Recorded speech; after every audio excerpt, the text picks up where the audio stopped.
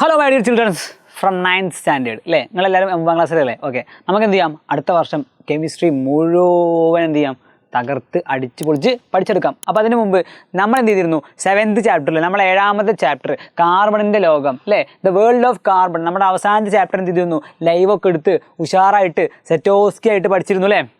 ഒരു കമൻറ്റ് ഞാൻ കേട്ടുന്നത് മുർഷിദോസ്കി, അതൊക്കെ ഇഷ്ടപ്പെട്ടു. ഓക്കെ, സെറ്റോസ്കി പവറോസ്കി മുർഷിദോസ്കി അത്ര. ഓക്കെ, അപ്പോൾ അവിടെ കേട്ടെ. അപ്പോൾ നമ്മൾ എന്ത് ചെയ്യാൻ പോകണം, അതിലുള്ള ഏറ്റവും ഇമ്പോർട്ടൻ്റ് ആയിട്ട് വരുന്ന ചില ആളുകളെ, ചില ക്വസ്റ്റ്യൻസ്, ചില പ്രോപ്പർട്ടീസ്, അവരുടെ റിയാക്ഷൻസ് ഒക്കെ എന്ത് ചെയ്യാണ് പഠിക്കാൻ പോകണം ആ ചാപ്റ്ററത്തെ.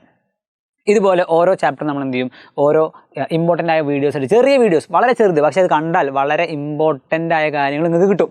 ഓക്കെ, ഇനി അധികം ഡിലേ ചെയ്യുന്നില്ല. നമ്മൾ ഇന്നത്തെ ക്ലാസ്സിൽ പറയാൻ പോകുന്നത് കാർബൺ ഡൈ ഓക്സൈഡ്. ഞാൻ കാർബൺ ഡൈ ഓക്സൈഡിനെ കുറിച്ച് 2 വാക്ക് സംസാരിക്കാൻ ആഗ്രഹിക്കുകയാണ്. നോക്കടാ, CO2 എന്നാണ് എന്ത് ചെയ്യുക, അതിൻ്റെ സിമ്പിൾ നമ്മൾ എങ്ങനെ റെപ്രസെൻറ്റ് ചെയ്യുക, കാർബൺ ഡൈ ഓക്സൈഡ്. നമുക്കൊക്കെ അറിയാം അല്ലേ? ഇനി നോക്കാം, നമുക്ക് ആദ്യം കാർബൺ ഡൈ ഓക്സൈഡിനെ കുറിച്ച് പറയാം. നോക്കടാ, അതായത് കാർബണിൻ്റെ മെയിനായ ഒരു കോമ്പൗണ്ടാണ്. ഓക്കെ, അറ്റ്മോസ്ഫിയറിൽ എന്തുണ്ട്, പ്രസൻ്റ് ആണ്.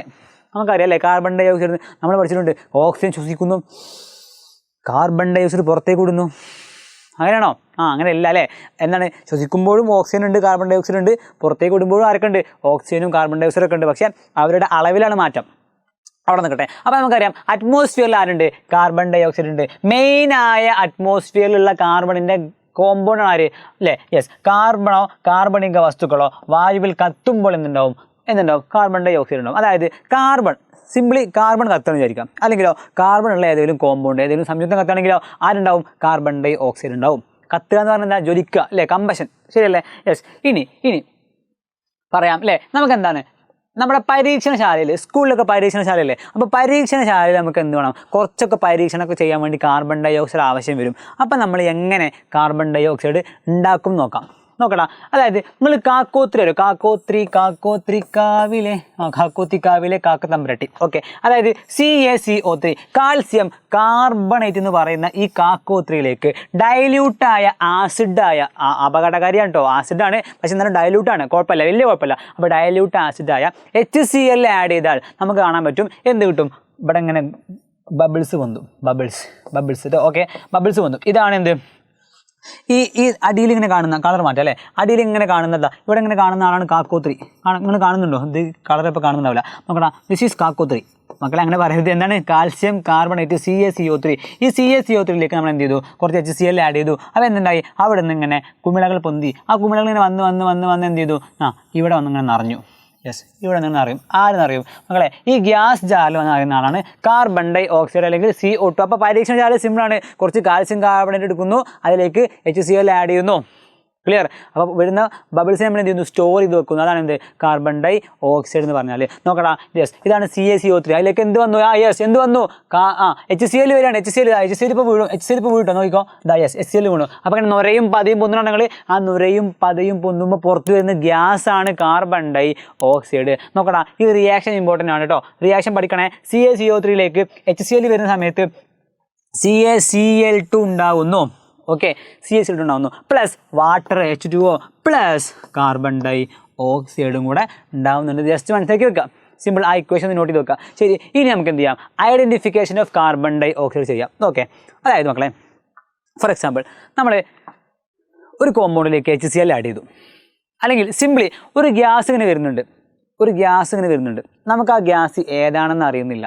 അപ്പോൾ ആ ഗ്യാസ് കാർബൺ ഡൈ ഓക്സൈഡ് ആണെങ്കിൽ ലൈം വാട്ടറിനെ അതൊരു മിൽക്കി അപ്പിയറൻസ് ആക്കി മാറ്റും. എങ്ങനെ ഇത് ലൈം വാട്ടറാണ്, ഇത് കളറുണ്ടോ, ഇല്ല, ഇത് കളർലെസ്സാണ്, നിറമില്ല അല്ലേ?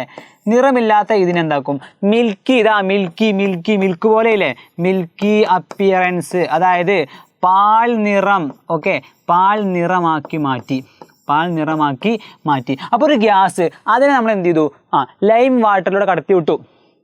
അപ്പോൾ എന്താക്കി, ആ കളറില്ലാത്ത ലൈം വാട്ടർ മിൽക്കി ആയിട്ട് മാറി. നോക്കടാ, അപ്പോൾ ഒരു ലവണത്തിലേക്ക് അല്പം നേരത്തെ HCl ചേർത്തു. അപ്പോൾ എന്തായത്, നിറമില്ലാത്തതും ചുണ്ണാമ്പ് വെള്ളത്തെ, സാർ എന്താ ചുണ്ണാമ്പ് വെള്ളം, എടാ അതാണ് ലൈം വാട്ടർ. അങ്ങനെ എന്താ കയറിയത്, നാരങ്ങ ലൈമാണോ, അതല്ല, ചുണ്ണാമ്പ് വെള്ളം. ഓക്കെ, അതാണ് ലൈം വാട്ടർ കേട്ടോ, മറക്കരുത് കേട്ടോ. Yes, okay. അപ്പം ലൈം വാട്ടറിനെ പാൽ നിറമാക്കുകയും ചെയ്തു. അങ്ങനെയാണെങ്കിൽ ആ ഉണ്ടായ വാതകം കാർബൺ ഡൈ ഓക്സൈഡ് ആണെന്ന് നമുക്കറിയണം.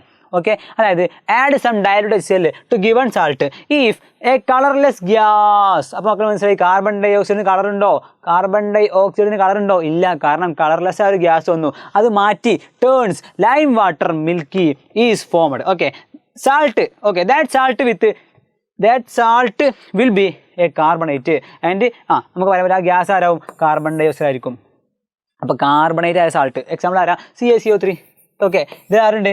കാർബണേറ്റ് ഉണ്ട്. ഓക്കെ. അപ്പോൾ കാർബണേറ്റ് ആയ സാൾട്ടിലേക്ക് HCl വന്ന് വീണാൽ ആരുണ്ടാവും? കാർബൺ ഡൈ ഓക്സൈഡ് ഉണ്ടാവും. അതിന് മണം ഉണ്ടാവില്ല, ഓക്കെ, രുചി ഉണ്ടാവില്ല, അങ്ങനെ പല പ്രശ്നങ്ങളുണ്ട്. നോക്കാം അല്ലേ. കളർലെസ് നമ്മൾ പറഞ്ഞു അല്ലേ, കളർലെസ് ആണോ അതോ കളേർഡ് ആണോ? കളർലെസ് ആണ്, നിറമില്ലാത്തൊരു ഗ്യാസ് അല്ലേ. ഓക്കെ. ഇനി സപ്പോർട്ടർ ഓഫ് കമ്പഷൻ ആണോ not a supporter of combustion ആണോ? നോക്കടാ, നിങ്ങൾ കണ്ടിട്ടുണ്ടാവും അല്ലേ, ഇതെന്താണ്? Fire extinguisher.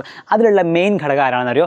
Carbon dye oxide ആണ്. സോ നമുക്ക് പറയാൻ പറ്റും ഇതിനൊരിക്കലും കത്താൻ സഹായിക്കുന്നില്ല. എന്താണ്? ജ്വലസഹായി അല്ല അല്ലേ?